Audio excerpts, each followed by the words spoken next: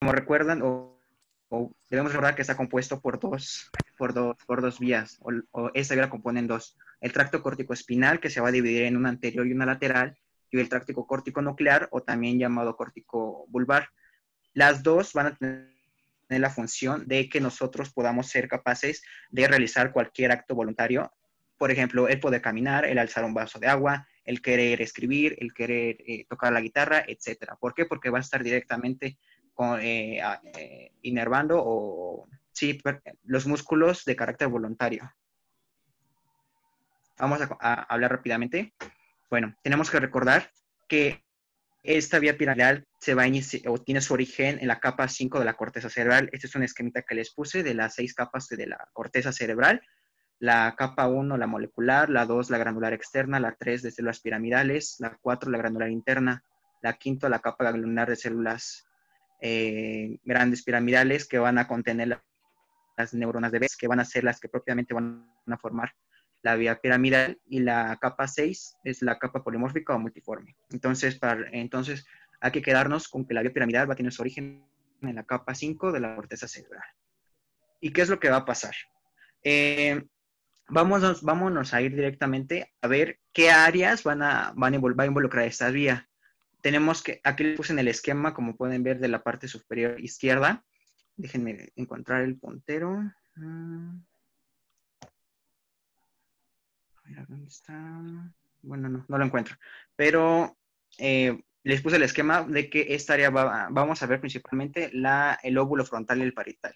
¿Qué es lo que va a pasar aquí? Las principales áreas que vamos a encontrar aquí son las áreas motoras. Hablando del área 4, es la área 4 primaria, la área 6 premotora y motora suplementaria, que van a ser las más, el papel va a ser como la estrella estelar para la vía piramidal por el área motora, pero no nada más hablamos de motor, también tenemos que hablar de sensitivo con el área sensitiva primaria, la 1, 2 y 3, y la área sensitiva secundaria 5 y 7, que tienen un papel menos, no menos importante, pero nos vamos a enfocar más al área motora. De su lado derecho les puse un esquema, el famoso esquema de Penfield, del homúnculo de Penfield. Esto, ¿qué se los puse? Tenemos que recordar, o la importancia de este esquema es que, como ustedes ven, representa tanto el área sensitiva como el área motora. Vamos a enfocarnos en la motora. Si se dan cuenta, este es un corte en donde lo que nos quiere interpretar este esquema es que hacia lo más externo, de inferior a superior, vamos a encontrar, por ejemplo, hablando del motor, que se va a encargar de movilidad de la lengua, de la que nosotros podamos hacer el fenómeno de deglución, de la mandíbula, y si vamos ascendiendo, vamos a ver que pues tiene gran inervación motora por cara, párpado, frente y cuello, y si vamos subiendo más hacia la corteza, bueno, pues vamos a ver la extremidad superior, mano, muñeca, y si nos vamos hacia el área más medial, hacia el área más medial o hacia el área medial, pues vamos a ver que es toda la extremidad inferior. Entonces, lo importante de esto, aquí abajo les puse un esquemita de un hombre, bueno, de una imagen, para recordar que más externo es el área facial, más interno hacia la región medial del cerebro son extremidades. Y esto va a ser importante porque ahorita que veamos el área, el trayecto que va a seguir, esta vía piramidal, bueno, pues vamos a ver qué es lo que va a pasar ahí con estas fibras musculares. Bueno, entonces, ¿cómo comienza este trayecto? Ya vimos que vamos a iniciar con la corteza motora. Entonces, aquí inicia las fibras. Entonces, recuerden, más externo, región facial, más interno, extremidades. Entonces, viene el descenso de estas fibras. Una vez que van descendiendo, tiene que llegar primero a la cápsula interna. Recuerden que la cápsula interna tiene 3 segmentos, un brazo anterior, posterior y una rodilla. La importancia de esto es que todas estas fibras nerviosas van a hacer su cúmulo en el brazo posterior de la cápsula interna. Entonces, una vez que llega aquí a cápsula interna, va a seguir descendiendo. ¿Qué es lo que va a pasar? Aquí les puse otra vez del lado izquierdo este esquemita para recordarles que entonces las áreas más internas pues son extremidades, área más, fibras más externas, región facial. Se los puse de este esquemita para que lo podamos correlacionar un poquito más fácil. Entonces viene el descenso y va a seguir bajando estas fibras, cruzan el cuerpo calloso y van a llegar al mesencéfalo. Este es un esquemita donde es una representación de la cara anterior del tronco encefálico. Y si hacemos aquí, aquí les puse cuáles son para que recordemos cuáles son el área del mesencéfalo que vamos a encontrarnos, pues va a ser los pedúnculos. Entonces, esos pedúnculos los vamos a dividir en 5. Y la importancia de dividirlo en 5 es que las fibras de la vía piramidal van a abarcar las 3/5 partes más hacia la región medial. Entonces dividimos en 5 y bueno, va a abarcar la región más medial de estos pedúnculos. Una vez que cruza por los pedúnculos, sigue su descenso inferior, pasamos por puente. Y una vez que lleguemos a puente, tenemos que, igual ese es un esquemita que les puse, y tenemos que llegar a médula oblongada. ¿Qué es lo que va a pasar aquí? Si recordamos de médula oblongada, bueno, pues tenemos unas estructuras que son las pirámides. Son 2, obviamente. Entonces, aquí le puse las pirámides. Si se dan cuenta, viene el descenso de pirámides y va a llegar un punto en donde en esta área se va a unir estas pirámides. Es el área de la decusación. Entonces, eso es para la vía piramidal, eso es de suma importancia porque ¿qué es lo que va a pasar aquí? Me voy a ir al siguiente esquema y retrocedemos a la anterior porque les quiero comentar otra cosita. Entonces, ya estamos en el área de médula oblongada en el puente y si se dan cuenta, esto es el área de la decusación. ¿A qué se refiere esto? Que es más del 90% de las fibras que vienen de corteza cerebral va a tener una decusación hacia el lado contralateral. Entonces, si se dan cuenta, pues aquí se les quita que más del 90% de esas fibras hacen su decusación lateral, ahora dándole nombre al fascículo córtico-espinal lateral. El otro 10% de las fibras que sobran no van a hacer una decusación, van a seguir su trayecto descendente y van a formar lo que es el fascículo córtico-espinal ventral o anterior. Entonces, lo importante de esto es que les puse otra vez de nuevo este esquema que tienen aquí para que recordemos cómo viene el descenso de las fibras nerviosas. Ahora sí, me regreso al esquema anterior. ¿Qué es lo que va a pasar aquí? Si yo lesiono el trayecto de corteza hasta antes de la decusación piramidal a la hora de la exploración del paciente, lo que yo voy a tener es que la lesión va a estar contralateral de donde yo estoy encontrando la manifestación. De lo contrario, si yo lesiono las fibras después de que estas se decusaron en las pirámides, yo voy a tener que la lesión va a ser del mismo lado afectado. Entonces, esto es de suma importancia porque cuando vemos las manifestaciones de las motoneuronas, bueno, pues aquí nos vamos a dar una idea de dónde estoy encontrando la lesión y dónde o qué región está afectada. Ok, entonces ya vimos ese esquemita. Y bueno, este es un esquema, vamos a repasarlo rápidamente. Entonces, de su lado izquierdo, este es el esquema que maneja Nether. Igual, les maneja el mismo esquemita que yo les puse, viene de la corteza, pasa cápsula interna, desciende por mesencéfalo, puente, médula oblongada, es donde realiza su decusación. Del lado derecho es el mismo esquema que yo les puse, que es el que se lo describí anteriormente. Y vamos a, entonces, ¿cuál va a ser la función, hablando del tracto córtico-espinal lateral?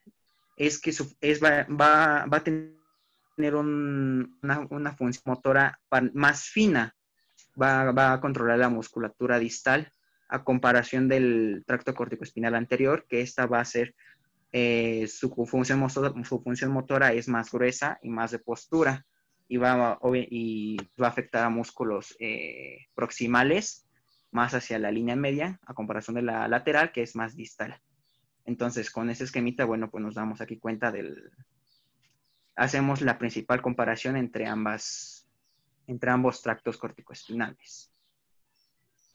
O bueno, entonces ya vimos que ya hizo su decusación en su pirámide y tenemos que seguir el trayecto fisiológico natural, va a seguir descendiendo por médula espinal y va a llegar a un punto en donde esta vía tiene que pues llegar a su fin, o sea, tiene que llegar a un tope. ¿Dónde va a ocurrir esto? Va a ocurrir en las fibras corticoespinales de las neuronas de la médula espinal. vamos a ver qué es lo que va a pasar aquí. Este es un pequeño esquema, de su lado izquierdo, este es un esquema de la médula espinal. Recuerden que tenemos tres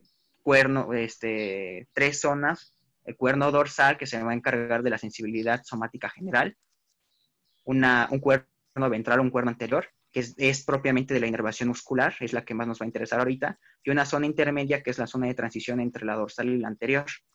Entonces, ¿qué es lo que va a pasar aquí? Como se los puse de su lado derecho, dice, las fibras, las que tuvieron su origen en las áreas motoras, llegan a las motoneuronas del asta ventral de la médula espinal, propiamente la lámina 9 de Rex. Si recordamos, en esta lámina 9 es toda esta zona que les comento acá, está formada por núcleos, propiamente 6 núcleos. Se los puse de diferentes colores porque, bueno, para diferenciar el tipo de músculos que va a inervar o que va a llegar a esa vía. Hablando del los núcleos núcleo ventromedial, ventral y ventrolateral de la lámina 9, pues va a afectar directamente a músculos flexores. Hablando del núcleo dorsomedial, núcleo central y núcleo dorsolateral, músculos extensores. Entonces, lo importante de aquí es que la etapa final, o todas las fibras nerviosas que vienen de corteza, van a llegar a la lámina 9 de Rex. Y bueno, una vez que aquí llega a estos núcleos, va a iniciar ahora el trayecto o las motoneuronas inferiores, que lo vamos a explicar más adelante. Entonces, vamos a ver qué es lo que pasa. Antes de poder hablar de las motoneuronas inferiores, tenemos que recordar que les comenté desde un principio que la vía piramidal tiene dos vías. Ya vimos la primera, vamos a hablar ahora de la segunda, que no nos debemos olvidar ella, es el tracto corticonuclear. Esta igual va a tener el mismo descenso, va a iniciar a nivel de corteza. La diferencia es que ahora estas fibras van a llegar a la rodilla de la cápsula interna. La pasada era del brazo posterior, aquí es a nivel de rodilla interna. Llega a rodilla interna, va a seguir su descenso por todo el tronco encefálico, pasando por mesencéfalo, puente y médula oblongada.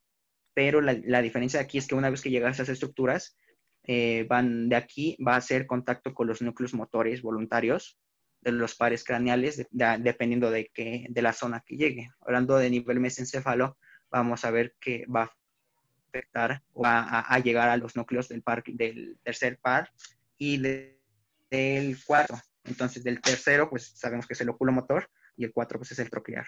A nivel del puente va a llegar al núcleo motor del trigémino, del abductor y del facial, y a nivel de médula oblongada del glosofaringio, del vago, del espinal y del hipogloso. Lo importante aquí es que las fibras, estos núcleos van a recibir fibras tanto contralaterales como del mismo lado o ipsilaterales. Si hacemos un recordatorio, vamos hablando, supongamos, del séptimo par, del facial. El facial lo dividen en dos, una porción superior y una porción inferior. La porción superior va a tener directamente, van a llegar fibras del mismo lado, fibras ipsilaterales, a comparación de la zona inferior, que van a llegar fibras contralaterales. Entonces, un ejemplo, como ya lo vimos en las clases pasadas con parálisis facial, pues vamos a ver que dependiendo de la zona que se afecte, hablando, por ejemplo, de la zona central, una parálisis facial central, la lesión está contralateral debido a esta división que les comento ante una porción superior y una porción inferior y de las fibras que recibe. Entonces, esto es rápidamente hablando del tracto corticonuclear. Y bueno, entrando, no sé si tengan aquí alguna duda de la vía piramidal o del trayecto que recorre. No, súper bien, amigo. Bueno, Nada más entonces, para claro. recapitular algunas cosas. Bueno, para Lauren, ¿en dónde está la principal área motora, Lauren? A nivel de la corteza cerebral. ¿En qué área de Brodmann? Ay, perdón, que estaba muteado mi micrófono. Las áreas motoras, si no mal recuerdo, están en el área 6, Esas serían las Rodman. áreas motoras suplementarias, pero la principal área motora, en donde están las células de Betz, la quinta capa de las células de Betz, ¿en dónde está? El área 4. En el área 4, exacto. ¿Y el área 6, sabes para qué es?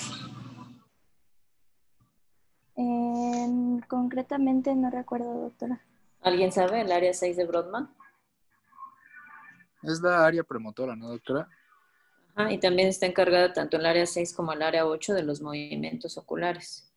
Entonces, la principal, la vía piramidal es una vía voluntaria, es decir, si nosotros queremos sostener un vaso o hacer algún movimiento voluntario, primero que tenemos que hacer el procesamiento de la información y ya después desciende esa vía piramidal, ¿no? Durante la rotación hemos hablado mucho de la vía piramidal. Creo que ahorita a Héctor ya le queda un poquito claro, por ejemplo, los casos que tuvimos de EBC cuando se lesiona la cápsula interna.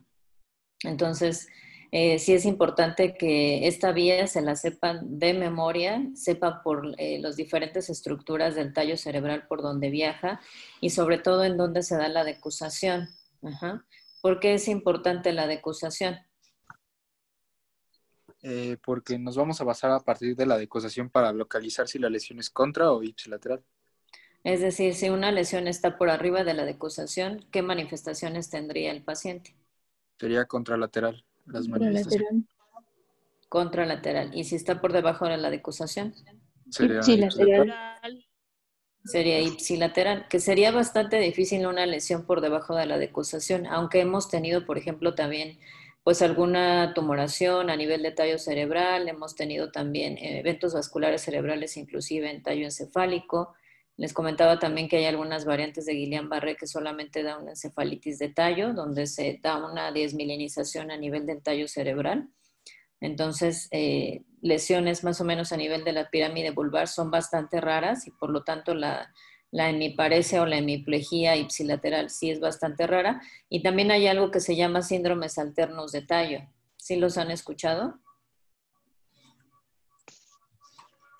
No, doctora. Entonces, esto tiene relación también con que no solamente se afecta la vía, el cordón córtico-espinal lateral, sino también puede afectarse el cordón córtico-espinal anterior. Entonces, como el cordón córtico-espinal anterior tiene muchas vías de deferencia hacia los diferentes nervios craneales, si yo tengo una lesión también en las dos vías, se puede condicionar un síndrome alterno de tallo. Es decir, que del lado derecho, por ejemplo, tenga afección de nervios craneales y del lado izquierdo tenga una hemiparesia contralateral, que afecte, por ejemplo, a nivel motor y también a nivel sensitivo. Ajá. Entonces, eso se llama síndrome alterno. Y dependiendo del nivel del tallo cerebral en donde se encuentre esa alteración, va a tener las diferentes manifestaciones. Hay síndromes alternos de tallo, por ejemplo, de mesencéfalo, que como su nombre lo dice, si afecta mesencéfalo, me va a afectar tercer y cuarto nervio craneal, por ejemplo, del lado derecho, y voy a tener una hemiparesia contralateral. Ajá. Esos se llaman síndromes alternos de tallo, que también tienen que tenerlos en cuenta, porque el paciente no necesariamente va a tener una hemiparesia faciocorporal del mismo lado. Ajá. Puede tener afección de nervios craneales de la hemicara derecha y hemiparesia contralateral. Y eso se llaman síndromes alternos. Ajá. Entonces, si en algún momento que tengan algún tiempo, hay que buscarlos. Hay síndrome alterno de mesencéfalo, de puente, de bulbo, que tienen varios epónimos, tienen varios nombres muy característicos. Hay Por uno que es de ejemplo, Weber, ¿no, doctora? el síndrome de Weber, el síndrome de Claude, el síndrome de Wallenberg, que es bastante frecuente, por ejemplo, cuando afecta a nivel de bulbo, ¿no? Entonces, tienen epónimos, ¿no? Por las personas que los describieron, pero cada uno de ellos tiene diferentes manifestaciones, porque va a afectar diferentes tanto núcleos motores como núcleos, por ejemplo, a nivel del cerebelo. Conforme va bajando la lesión, las manifestaciones van a ser diferentes, es decir, si va afectando ya casi a nivel de bulbo, a nivel de puente, puede ser que el paciente inclusive tenga ataxia o se asocie a un síndrome cerebeloso. Ajá, y no solamente sea la hemiparesia y la afección de nervios craneales, sino va a tener otras manifestaciones conforme la lesión vaya bajando. ¿Ok? Entonces, tenerlos en cuenta, tener en cuenta que hay estos síndromes alternos de tallo y va a depender de la lesión. Entonces, no solamente es por si es arriba o si es abajo de la decusación. ¿Ok? Ok. Bueno, sigue Héctor. Bueno, entonces, con este esquema que les puse aquí, vamos a propiamente ya empezar a hablar, a definir qué son las neuronas. Entonces, aquella motoneurona superior es la que va a tener su soma sí, su soma o su cuerpo directamente en corteza cerebral y su axón, bueno, pues descendiendo, siguiendo toda esta vía. Entonces, neurona motoneurona superior, cuerpo en corteza. Por el contrario, la neurona motora inferior, se los puse de este lado, es aquella que va a iniciar después después del asta ventral y va a llegar directamente o inervar a músculo estriado voluntario. Entonces, con esto directamente podemos decir que cualquier lesión que me afecte el sistema nervioso central y médula, puedo encontrar un síndrome de neurona motora superior. Si mi lesión es después de la médula espinal, bueno, pues es una neurona motora inferior. Algo también de importancia aquí es que se puede afirmar que la neurona motora superior va a controlar a la neurona motora inferior. ¿A qué me refiero? Si yo lesiono la motoneurona superior, ya no va a haber estímulo para que la neurona motora inferior trabaje de manera normal. Entonces, como mecanismo compensatorio, la neurona motora inferior se va a encontrar más exaltada y por eso es que las manifestaciones clínicas del paciente se van a ver manifestadas en un síndrome de neurona motora superior. Pero esto lo vamos a ver un poquito más adelante. Pero por eso es que les decidí hacer este esquema para que nos quede más claro y ya no se nos llegue a olvidar en un futuro. Entonces, lo que les comentaba, motoneurona superior, cuerpo neuronal en corteza cerebral. La motoneurona inferior tiene su cuerpo neuronal en el asa ventral de la médula espinal y bueno, todo su axón va a llegar hasta el músculo estriado voluntario. Tenemos dos tipos, una alfa y una gamma. La principal diferencia entre cada una es la velocidad de impulso que tiene cada una.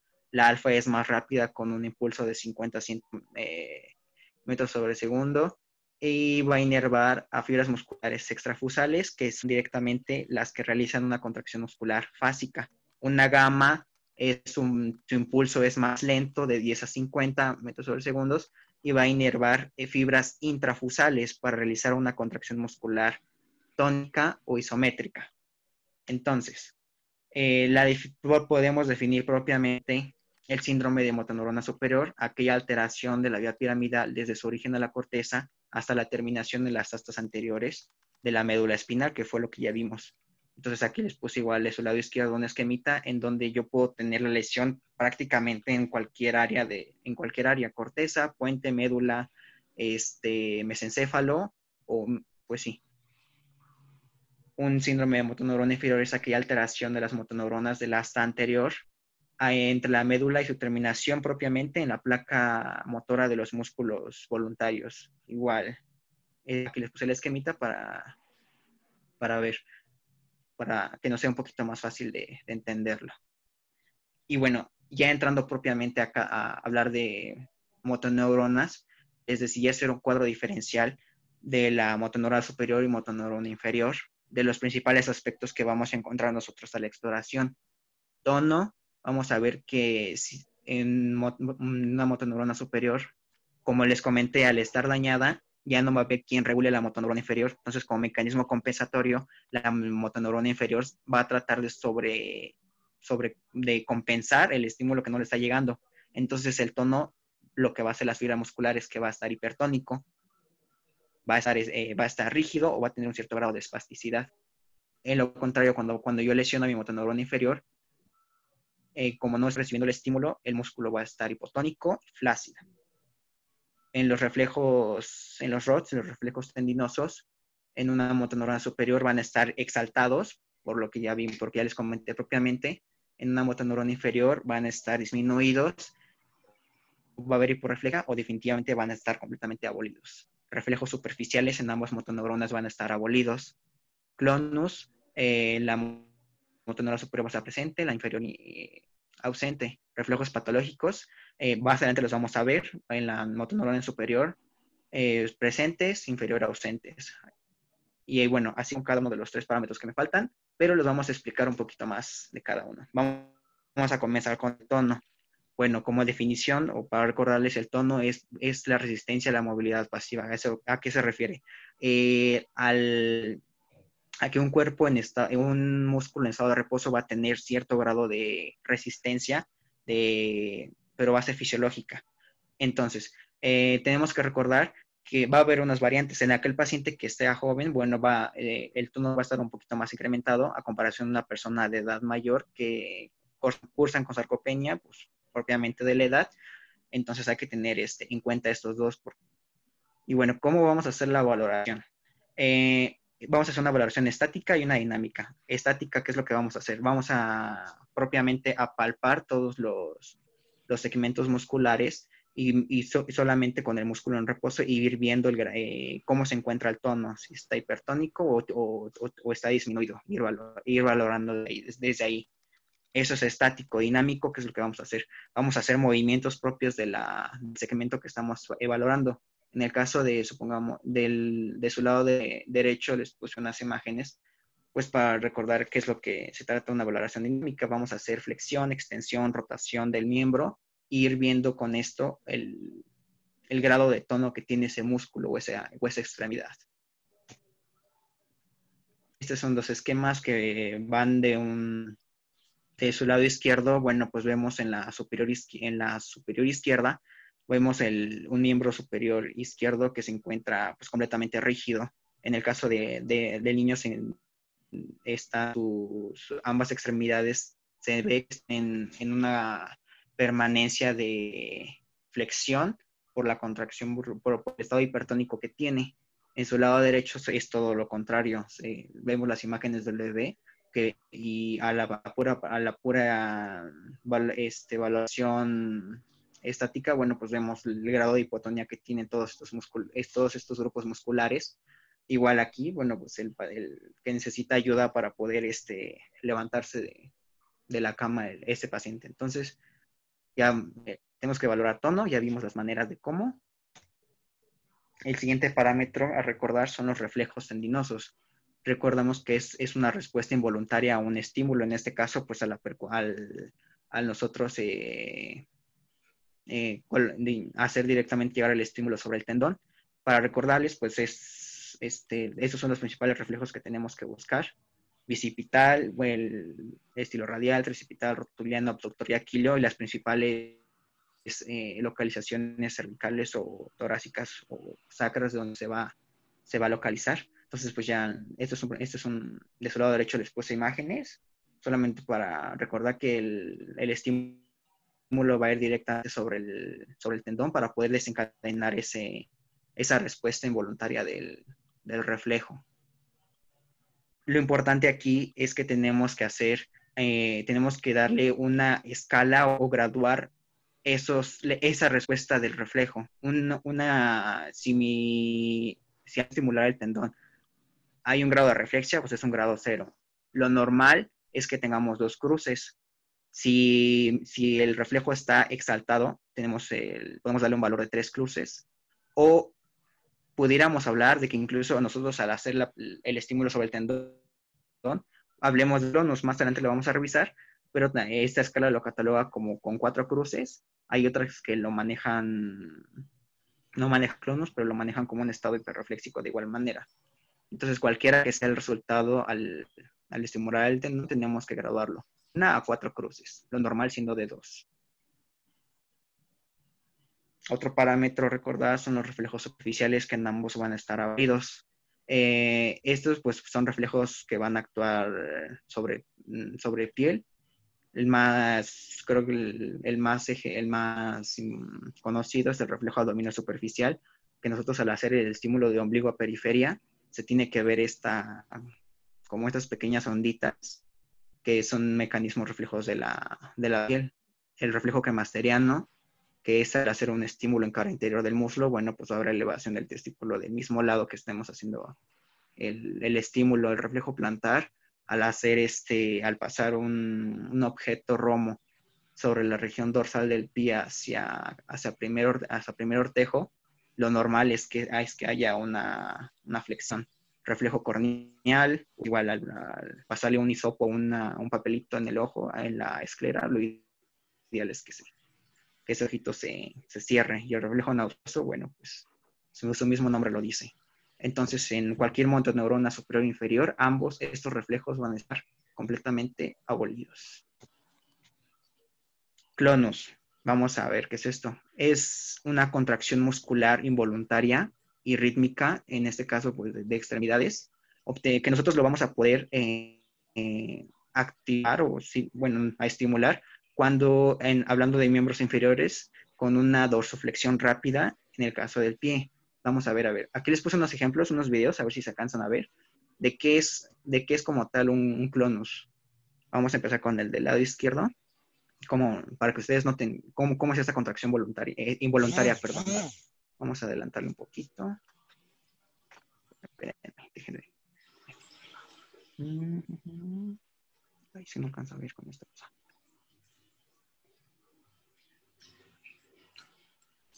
Creo que no carga.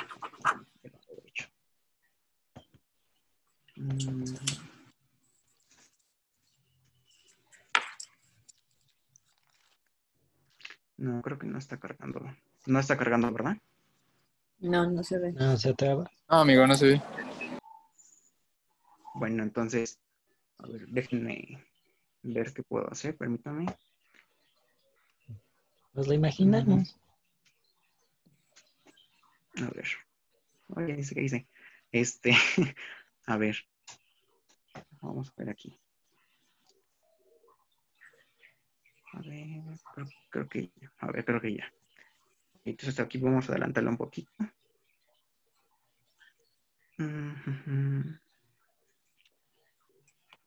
Ok, listo. Entonces, en este caso vamos a ver que el doctor lo que va a hacer, va a hacer una dorsoflexión del pie y va inmediatamente a desencadenar ese clonus. Carga, por favor. No, creo que no va a ser posible.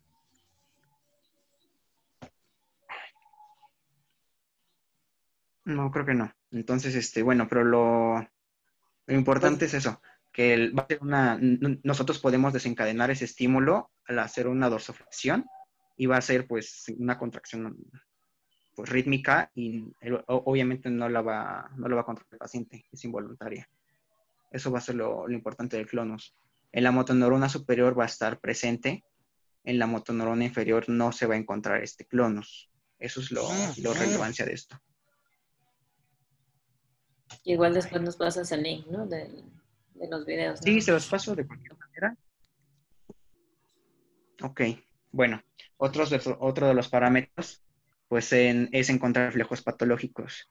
Estos van a ser propiamente de la motoneurona superior. Entonces, el más conocido es Babinski, pero tenemos sus sucedáneos. Si encontramos cualquiera de estos signos, me hablan directamente de daño en vía piramidal. Entonces, vamos como les comento, el más conocido pues, es Babinski, que nosotros al hacer el estímulo el dorsal externo hacia el primer ortejo, lo normal es que haya una flexión. En Babinski lo que va a haber es una extensión del primer ortejo con la apertura en dedos de abanico de los demás. Eso es Babinski. Gordon va a ser, a ver si creo que sí se está reproduciendo el video de este lado. Sí. Bueno, ahí lo van a ir viendo gradualmente. Gordon va a ser cuando nosotros, al hacer una compresión de gastrocnemios, de los músculos gemelos, va a haber una extensión del primer ortejo. Y bueno, así con miren, aquí ya se ve creo que sí se ve el video, sí. Entonces, Gordon, compresión de gemelos y va a haber una extensión del primer ortejo. El signo de Schaffer es que al nosotros hacer una presión sobre el tendón de Aquiles va a haber la extensión del primer ortejo con la apertura de los demás dedos en abanico. Oppenheimer, al hacer un estímulo, una presión sobre el borde anterior de la tibia, va a ocurrir lo mismo, la extensión de los dedos, de los ortejos. Stransky es que hacer una abducción del quinto dedo y por unos cuantos segundos y al soltarlo, hacer la extensión del primer dedo, del primer ortejo. El que le sigue va a ser, creo que este video también lo dice, el de Chaddock, que igual hacer el estímulo externo a nivel malleolar del borde externo. Bueno, pues sí, es parecido, igual va a haber con la apertura de los dedos en abanico. Rosolino, hacer una percusión directamente a nivel de tarsos. El de Gonda, al comprimir los dos últimos sortejos, soltarlos, al soltarlos bruscamente se va a ver la apertura de esos dedos. El de Rockmorton, hacer una percusión en área metatarsiana y bueno, pues la apertura de los dedos. Y el de Morland es prácticamente que hacer el pinchazo. Y el de Hoffman, pues es igual al yo hacer el estímulo en el dedo medio, ya sea por percutir la uña o hacer la presión de uña, bueno, pues va a haber una aducción del primer dedo. Entonces, lo importante, cualquiera de estas lesiones, si yo encuentro cualquier de estos signos, es daño directamente a vía piramidal. Este es un cuadro con los principales signos de daños, su estímulo para desencadenarlo, y bueno, pues ya vimos que todos van a ser directamente lesión a vía piramidal. Otro parámetro que tenemos que recordar es valorar qué tanto volumen o qué tanto grado de atrofia tiene el músculo o el segmento que estoy explorando. En una motoneurona superior, la atrofia va a ser mínima, o sea, no va a estar tan exacerbada como en la motoneurona inferior, que va a ser, pues, significativa. Entonces, atrofia es la pérdida de volumen. Esta nosotros la vamos a ver a simple vista, inspección, palpando y recordar que la exploración es bilateral. Algo importante que yo les puse es que hablar de atrofia, bueno, yo me doy indicios si se está afectando por músculo o neurológico. Un ejemplo burdo, si yo veo que mi paciente tiene alteraciones en la marcha, yo veo que tiene afección proximal, yo puedo afirmar que el daño es muscular. Pero si yo veo que la marcha tiene afección distal, puedo hablar de que el daño es neuropático. Entonces, eso es lo importante de ir valorando esto. Igual, por ejemplo, en el caso de la imagen de medio, si nos vamos, bueno, pues se ve en el grado de las diferentes imágenes de atrofia. Y en el lado derecho, pues vemos que tiene más atrofia del lado del segmento inferior derecho que a comparación del izquierdo. Entonces, bueno, este es otro de los parámetros a evaluar, el grado de atrofia. Debilidad muscular. Esto, pues existen muchas maniobras. Solamente les decidí poner dos. La maniobra de Barre, ¿en qué consiste? Se le puede pedir al paciente que se recueste y que haga una elevación de 90 grados de ambas extremidades, como lo pueden ver aquí. Lo normal es que el paciente se quede en esa posición de 90 grados, pero si está afectado, bueno, pues vamos a ver que uno de los segmentos inferiores puede ir decayendo o los dos, y va a ir perdiendo fuerza hasta que, bueno, pues ya no cumplan con este ángulo de 90 grados. También otra variante de Barré es que le pedimos al paciente que, como lo ven aquí, junte sus manos y haga una apertura de los dedos. Y bueno, si hay debilidad, va a ir bajando la mano o va a ir cerrando los dedos. La maniobra de Gazzini es lo mismo. El paciente recuesta y le pedimos que haga una extensión de ambas piernas y las eleve a un ángulo de 45 grados. Si lo normal es que las mantenga ahí, si hay debilidad, bueno, pues las puede doblar o definitivamente las va a dejar caer. También podemos pedirle que extienda ambos brazos a la altura de los hombros, y bueno, si no es capaz de sostenerlo, pues va a ir bajando poco a poco los brazos. Con esas maniobras podemos valorar la debilidad muscular. En una motoneurona superior va a estar ligeramente débil. En una motoneurona inferior está, o sea, severa o inclusive el grado de comprometer la vida del paciente. Como podemos ver en Guillain-Barré, un ejemplo, pues estos pacientes cursan con un cuadro de debilidad muscular pues incapacitante.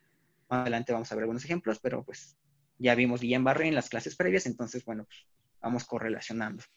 También estos son otros esquemas que les puse para valorar la fuerza, diferentes segmentos corporales y las maniobras.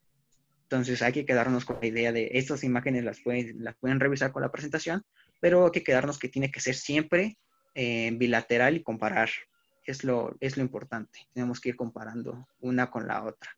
Este es el de su lado izquierdo, pues vemos el segmento superior, dedos de su lado derecho. En esta vamos a valorar las maniobras de fuerza del segmento inferior y de pies. También tenemos que recordar los movimientos que puede hacer cada articulación para poder valorar todos estos. Pero estos ya, como les comento, lo van revisando con un poco más de calma. Lo importante aquí también, recuerden que tenemos que darle un valor a la fuerza ahora. Para eso contamos con la escala de Daniels, que nos habla de los parámetros de fuerza muscular. Hay muchas variantes. Les puse 2, pero todas coinciden en que son 5 grados. Les puse 2 porque creo que si no entienden a la una, la otra se entiende un poquito mejor, o para que complementen. Hablamos de un Daniel 0 cuando la contracción está completamente abolida. Un grado 1, contracción, el músculo se puede contraer, pero no hay movimientos. En un Daniels 2, movimiento que no vence la gravedad. O sea, hay movimientos, o sea, el paciente sí puede realizar movimientos, pero no me puede vencer gravedad. Un Daniels 3, movimiento completo que vence la gravedad. Y así vámonos con la 4 y la 5, que la 5 pues es un movimiento con resistencia máxima. El 5 lo podemos definir como al yo aplicarle, no sé, que el paciente me extienda los brazos. Si yo le pongo una fuerza, el paciente no me debe de vencer esa fuerza. Y entonces va contra gravedad, contra fuerza. Entonces, lo ideal es que una persona sana tenga un Daniel 5. Si está alterado, bueno, pues podemos ir viendo el descenso de esta fuerza y lo vamos a dar con escala de Daniels. Bueno, otro parámetro a evaluar son las fasciculaciones, que se definen como aquellas contracciones pequeñas e involuntarias que nosotros podemos ver a la simple inspección, porque son famosos espasmos musculares o movimientos musculares. Creo que vamos a ver aquí rápidamente un video, a ver si carga. Hablando de motoneurona superior, estas fasciculaciones no se van a encontrar. En la motoneurona inferior sí se van a encontrar. ¿Por qué? Porque va a ser un mecanismo reflejo, un mecanismo compensatorio que la placa motora va a tratar de realizar. Al no llegarle el estímulo, va a buscar la manera de solventarlo y bueno, pues lo va a tratar de hacer con estas fasciculaciones, estas pequeñas contracciones involuntarias. En el video creo que sí se alcanza a ver. Es una del segmento inferior. Vemos ahí que solamente, bueno, pues ahí se aprecian estos pequeños espasmos a nivel de gastrocnemios. Ok. Y bueno, ya vimos que las principales diferencias entre cada uno. Ya para que tengamos una idea, algunas enfermedades que me pueden dar una síndrome de motoneurona superior.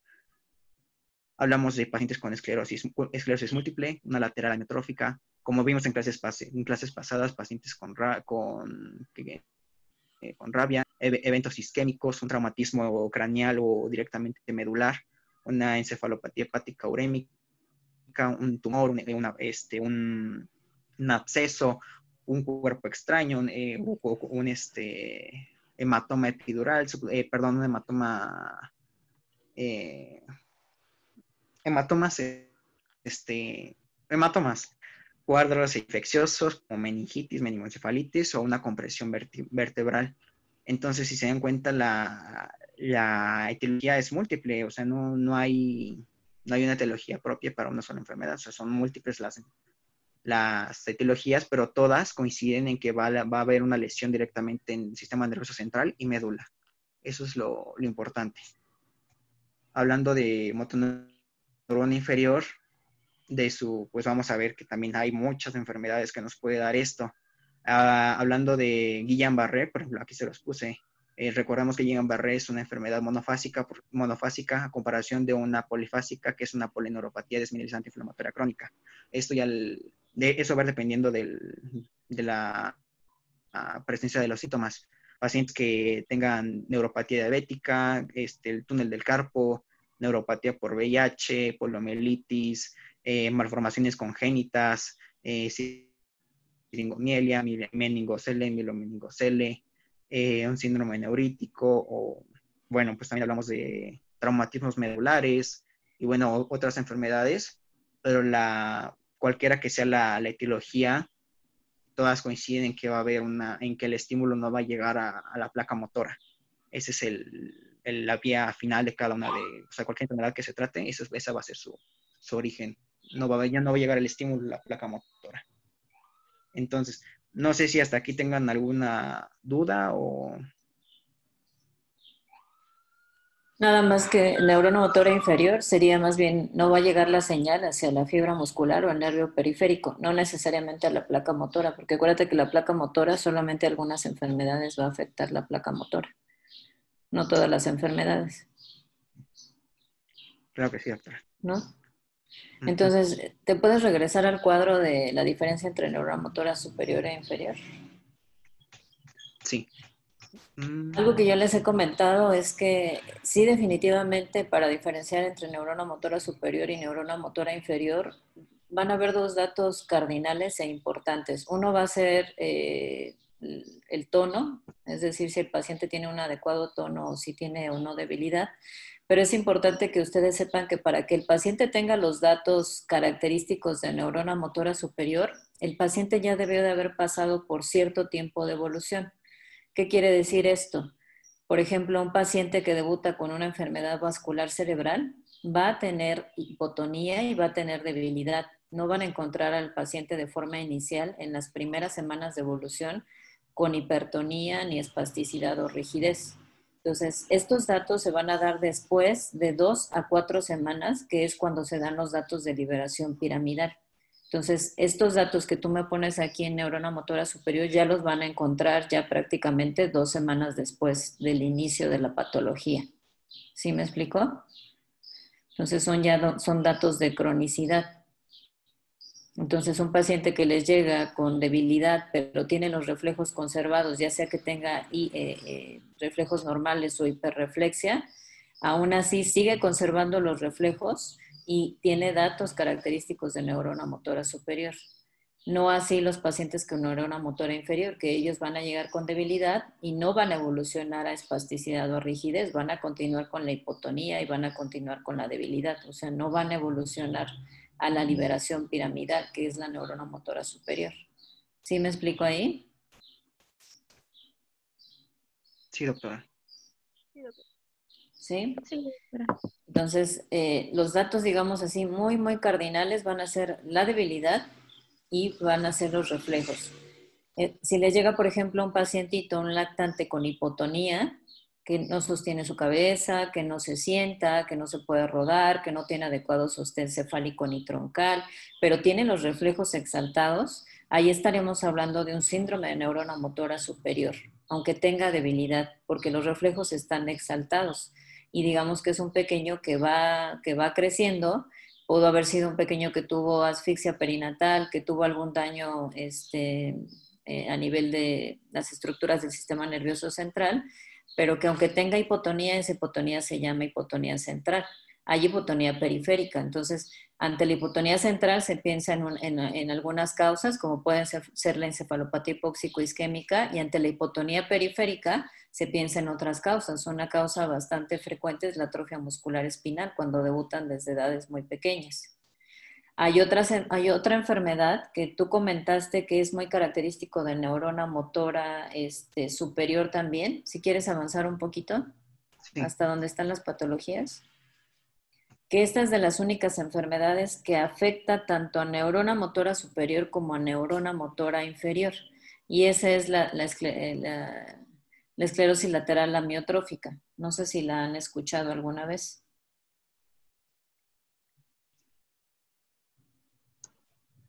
Sí. No. ¿Nunca la han escuchado? Fue Vean lo la serie que hicieron la Jessica campaña Jones. de Ice Bucket Challenge, ¿no? Exactamente. Vean la Entonces, serie Jessica Jones, ahí sale.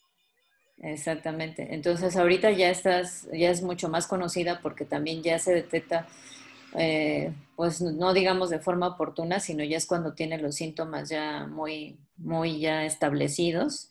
Entonces, estos pacientes pueden tener arriba, en mi cuerpo superior pueden tener neurona motora superior y en mi cuerpo inferior pueden tener neurona motora superior, ¿no? Entonces, esto es porque afecta tanto haces, tanto nervio periférico como a nivel del sistema nervioso central. Entonces, esta es de las enfermedades que afectan las dos y pueden tener los datos muy diversos, ¿no? Pueden tener neurona motora superior y neurona motora inferior. Algo que también comentábamos es que las fasciculaciones son muy características de neurona motora inferior y las fasciculaciones no solamente son en los grupos musculares, sino pueden ser también en la lengua y eso es muy característico de atrofia muscular espinal, que la atrofia muscular espinal son 4 tipos y debutan desde la etapa neonatal hasta la edad juvenil. Entonces, si ustedes están buscando datos de neurona motora superior, también es muy importante o muy válido que se fijen en la lengua. Y las fasciculaciones en la lengua se evocan con una batelenguas, es decir, se le da pequeños golpecitos en la lengua y si presenta fasciculaciones también nos está indicando que son datos de neurona motora inferior. ¿Ok? En la neurona motora superior, ya cuando ya evoluciona hacia la cronicidad, recuerden que esa debilidad va a evolucionar, entonces puede evolucionar a rigidez o a espasticidad, y ya cuando el paciente tiene espasticidad o la misma rigidez, ya lo evaluamos en base a una escala que se llama escala de Ashworth. Regrésate un poquito donde tienes las imágenes del paciente con espasticidad. Un poquito atrás.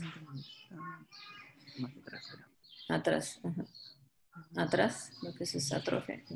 Atrás. Ahí. Eso, ahí. Entonces, la escala de Ashworth nos ayuda a valorar cuando el paciente tiene datos de lesión de la vía piramidal, de neurona motora superior. Y en la escala de Ashworth nosotros decimos si el paciente ya está como este paciente, por ejemplo, que tiene una contractura fija, este es un Ashworth de 5 y por lo tanto con esta contractura fija ya no mejora con toxina, sino que amerita tratamiento quirúrgico con liberación de tendones, ¿no? Un paciente, por ejemplo, seguramente este paciente tiene parálisis cerebral, tiene una contractura muy fija a nivel del aquilio, de tener una contractura muy fija a nivel de aductores, ¿no? Entonces, estos son contracturas que se evalúan con escala de Ashworth. Entonces, también es prudente que la busquen, ¿no? Para evaluar datos de lesión de vía piramidal y en qué escala está el paciente. Es bien importante que cuando el paciente tiene contractura, no tratar de hacerle los movimientos de forma gruesa, de forma, con mucha fuerza, porque cuando la contractura es fija podemos condicionar fracturas. De hecho, hay mamis que han llegado a fracturar a los bebés cuando intentan hacerle la rehabilitación. Y también es muy importante que cuando el paciente tiene hipotonía, como este bebé, pues no hagamos esta maniobra que están realizando. O sea, si ya sabemos que no sostienen su cabecita, pues no hagan esto, ¿no? Porque sí podemos lesionar inclusive a nivel cervical. Sí es válido a lo mejor hacer esto deteniendo la cabeza, pero el bebé inmediatamente se ve cuando tiene hipotonía, entonces no es válido hacer este tipo de maniobras. Entonces sí hay que tener mucho, mucho cuidado. ¿Ok? Sí, doctora. ¿Te falta algo más, Héctor? Pues no, era la última y solamente pues para comentarles que el diagnóstico, bueno, pues ya dimos que es clínico y nos podemos hacer el del leer con laboratorios y con otros estudios de imagen, pero ya va a ir dependiendo de la sospecha que tengamos. Entonces igual tratamiento pues va a ir dependiendo, pero creo que es clínico, ya hicimos la diferenciación entre cada uno y con lo que está aportado pues también, doctora. Que básicamente va a depender de la patología, ¿no? Les digo, va a haber patologías en donde encuentren datos de afección de ambas neuronas motoras, pero va a depender de, pues, la etiología.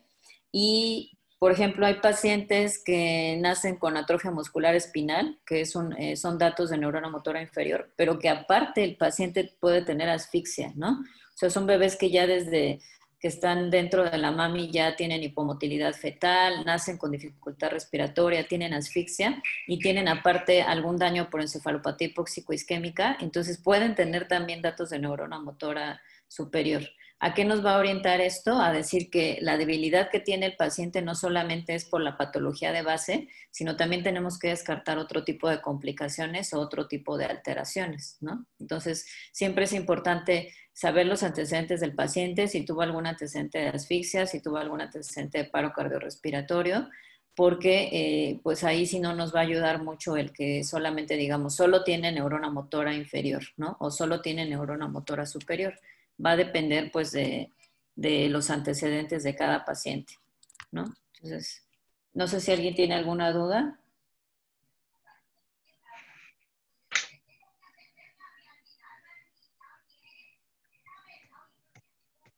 ¿Ninguna, chicos? Creo que no. Sí, por el No, momento. doctora. Parece que no. Creo que ya despertaron. A mí la verdad es que me pareció muy, muy bien tu plática, Héctor. Yo creo que les explicaste bastante bien. Es muy importante que poco a poco empiecen a explorar pacientes porque como yo les comentaba, aunque la escala de Daniels parezca muy sencilla para evaluar fuerza, para evaluar trofismo, ¿no? Entonces es importante que poco a poco vayan teniendo un poquito más de práctica, de experiencia y pues como les he dicho, en cuanto termine todo esto, ojalá puedan ir al hospital para empezar a practicar con sus pacientes. Y es importante que aunque el paciente, digamos, no sé, sea de otra especialidad, sea de cirugía, sea de derma, todo, al menos le hagan una mini exploración neurológica para ver si encuentran algo diferente a su patología de base, ¿no? Aunque no solamente sea neurológica. ¿Ok? Entonces yo creo que aquí damos por terminada la clase. Me parece que la siguiente clase con ustedes es neuroblastoma, ¿no? Y una antes, doctora. Neuroblastoma correspondería al 28 de Al octubre. 28. Ajá, sí, porque me mandó un mensaje y apenas te voy a enviar, les voy a enviar la información. Entonces, ¿cuál era? ¿Tengo algún antes? La Déjeme ver. del... Antes del 28.